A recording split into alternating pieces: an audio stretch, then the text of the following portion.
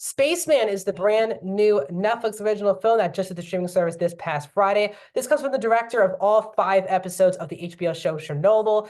This movie stars Adam Sandler as Jakob, a Czech astronaut who's trying to become the first astronaut for his country and in the world to make it to this purple cloud that is in the sky that everyone in the world wants to investigate and discover. Sandler's character Jakob leaves behind his wife Lenka, who's pregnant at the time, played by Carey Mulligan.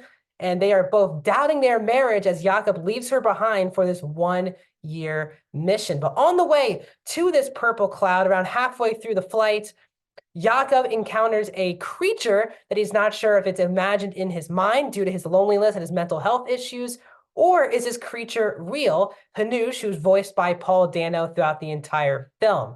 On this track, Hanush is trying to discover if this human is interesting enough to discover and what his real issues are with his wife, played by Mulligan. The film is 1 hour and 47 minutes long and is rated R. Welcome back to a brand new movie review. If you're new to the channel, please subscribe, ring the bell. I talk movies, TV shows, and I do box office. So please subscribe, ring the bell if you're new to the channel. Comment down below. What are your thoughts on Spaceman? Was this disappointing? Was this a pleasant surprise? Do you like the serious Adam Sandler movies, or you just want him to stick to comedy? Let me know your non-spoiler thoughts in the comment section down below. Also, please like the video, guys. The thumbs up button, that is how you support this channel. So I saw the trailer, and I already knew right off on the trailer this would be a pretty weird movie, but I like the people on and behind the camera.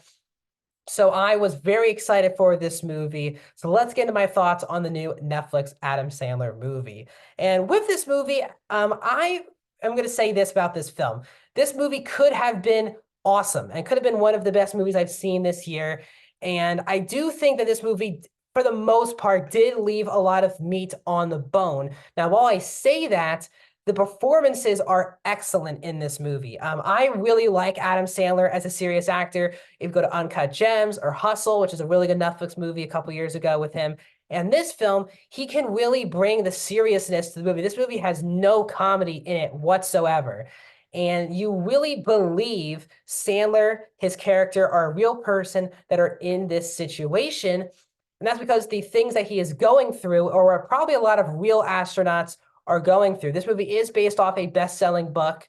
And what I do want to say is that this movie does encapsulate really well what it would be like to be on a one-man mission for 1 year in space, to be basically by yourself. Now, yes, he does telecommunicate with, command throughout the entire film, but he does not see another person for a year.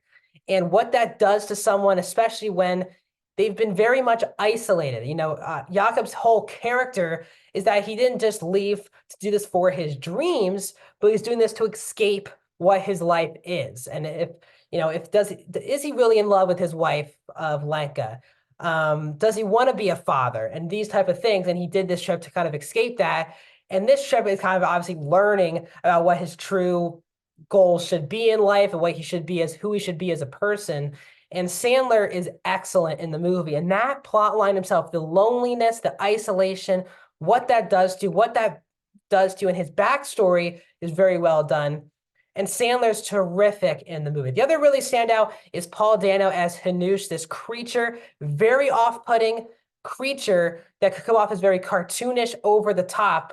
But you never kind of lose a weird sense of believability with the movie. What you can't understand is, and what you're trying to grapple with is this an imagination of Sandler's mind playing this out here, or is this actually a real creature that's helping out Jakob throughout the entire film? And Dano does a great job with the voice. It's a very comforting, calm voice. And the two characters, even though one is CGI and one's a human character, have great chemistry, and their dynamic is by far and away the best part of the movie. Now, the problem with that is that it's not supposed to be the core emotional point of the film. They're a kind of a subplot because the main emotional storyline that the movie wants to get across is this love story between Jakob and Lenka, played by Sandler and Mulligan. And I think that is the weakest part of the film. And it's really a shame because I do feel like this is kind of a waste of Carey Mulligan's time. Carey Mulligan has proven over the most recent years that she obviously has been nominated for multiple Oscars recently. She's a fantastic actress. And Mulligan is not doing a bad job here. She's very good in the movie, but this romance and the emotional beat of this movie, which is the romance, is missing in my opinion. I just didn't feel connected to the romance as I was to this kind of dynamic between Jakob and Hanush throughout the entire film. They kind of cutting back and forth because most of Mulligan's scenes are in memory scenes with Jakob, but also she gets a ton of scenes in the present time dealing with her pregnancy, being by herself as a pregnant woman, and really thinking to herself, why was she even in this relationship in the first place? I think we miss a lot of the time why these two actually fell in love in the first place. A lot of the scenes are kind of cheerful moments for Lenka, but Jakob obviously is very distant and does not want to be all in on this romantic relationship. And I think it was they wanted this romantic relationship to kind of be the emotional through line throughout the entire film. And Sandler and Mulligan, when they're on screen together, have very good chemistry together. I just felt like the emotionalness, the emotional story that this is supposed to be just didn't hit for me. And that's the overarching number one story that the movie wants to get across. And probably the number two thing I felt was significantly more satisfying than the number one story that the movie was going for. It's a very well-made movie. I was never bored throughout the entire film. It's definitely a slow burn, under 2 hours, but I like those type of space movies that put you in the mind. It's not about space action. I thought the visuals were very well done, but I think the biggest part is from an emotional perspective. I myself felt distant to the overall story because the main romantic relationship wasn't there for me. So this is a weird one for me. This movie, I think, is better than I think people are probably going to give it credit for. It's not a bad movie. And I was thinking, is this like a mediocre movie? I think it's more than mediocre. But I still don't think it's a good or great movie. I think it's just an okay Netflix film. So overall, I'm going to give Spaceman a 3 out of 5 stars. I'm going to go 54% for sorry, that was a mistake. 56% for Spaceman, the new Netflix film. What are your thoughts on the new Netflix film Spaceman? Let me know in the comment section, and I'll see you guys soon.